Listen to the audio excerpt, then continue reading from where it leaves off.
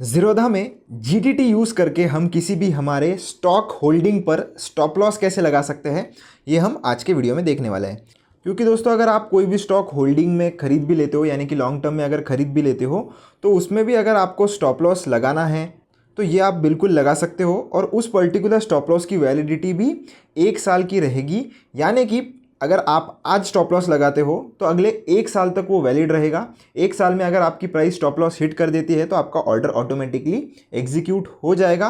तो आइए देखते हैं कैसे हम स्टॉप लॉस लगा सकते हैं और किन बातों का हमें ध्यान रखना है। तो सबसे पहले हम चलेंगे हमारे पोर्टफोलियो वाले सेक्शन में, ताकि हम कोई भी एक डेमो पर्पज़ के लिए कोई भी स्टॉक पर हम स्टॉप लॉस लगा सकें। तो आप देख सकते हो डॉम्स नाम का एक स्टॉक है जो मेरे पास है, इसके ऊपर मैं स्टॉप लॉस लगाना चाहता हूँ।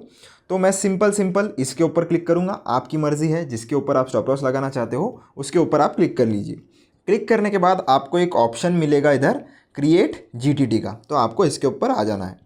इसके ऊपर जैसे ही आप आ जाते हो आपको इंश्योर कर लेना है कि आप सेल वाला साइड सेलेक्ट करिए और ये जो सिंगल है इसको चूज़ करिए। तो दोस्तों आपका जो भी स्टॉप लॉस का प्राइस होगा, यानी कि आप चाहते हो कि जिस भी प्राइस पर आप स्टॉप लॉस लगाओ, तो वो प्राइस आपको इधर एंटर कर लेना है। आप जैसे ही एंटर कर लोगे आपको परसेंटेज टर्म्स में विथ रिस्पेक्ट टू जो भी करंट मार्केट प्राइस या एलटीपी चल रहा होगा उस हिसाब से ऑटोमेटिक कैलकुलेशन आपको इधर मिल जाएगा।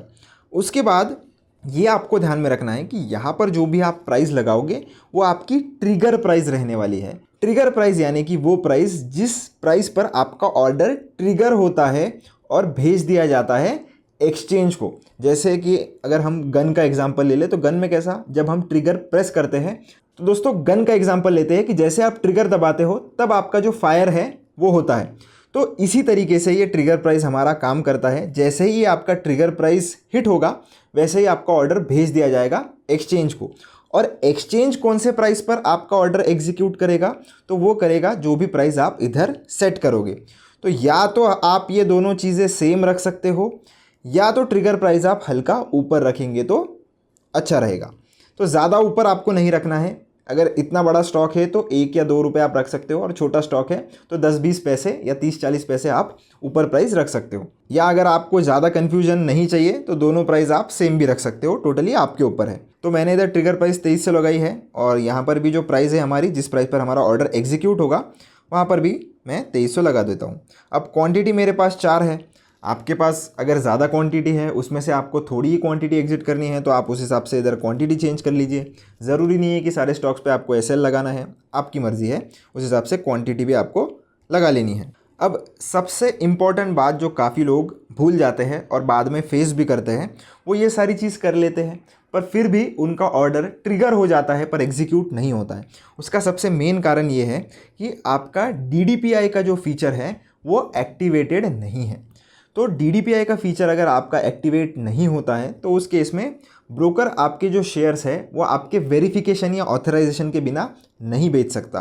तो आपको पता ही होगा कि जब कभी भी आप शेयर्स होल्डिंग के शेयर बेचते हो तो आपको सीडीएसएल का ऑथराइजेशन करना पड़ता है। जिस भी दिन आपका ऑर्डर ट्रिगर होता है आपको एक ईमेल आ जाएगा, या आपको चेक भी करना पड़ सकता है। और जिस भी दिन आपका ये ऑर्डर ट्रिगर होगा उस दिन अगर आपने ऑथराइजेशन नहीं किया है तो ऑटोमेटिकली ये ऑर्डर एग्जीक्यूट नहीं होता है, खाली ट्रिगर होता है।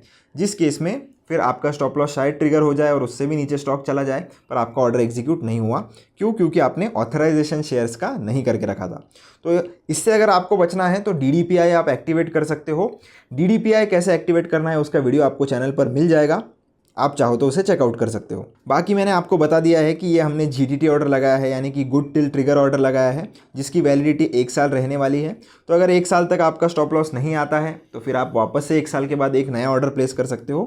1 साल के अंदर अंदर अगर आ जाता है तो ऑर्डर एग्जीक्यूट आपका हो जाएगा। तो आपको ये जो क्रिएट जीटीटी है अभी उस पर राइट स्वाइप कर देना है।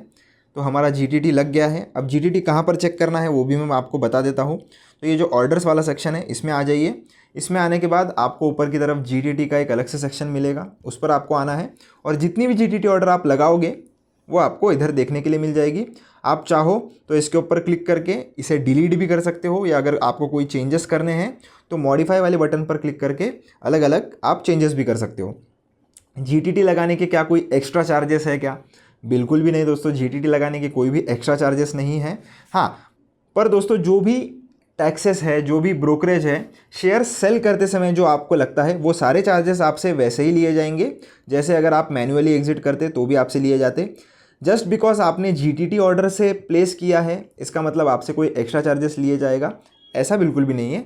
जीटीटी ऑर्डर बिल्कुल फ्री है। पर बाकी के जो भी चार्जेस हमारे बनते हैं जैसे कि डीपी चार्ज या हमारा ब्रोकरेज या हमारा टैक्सेस, ये सब आपसे जैसे नॉर्मली लिया जाता है वैसे ही लिया जाएगा।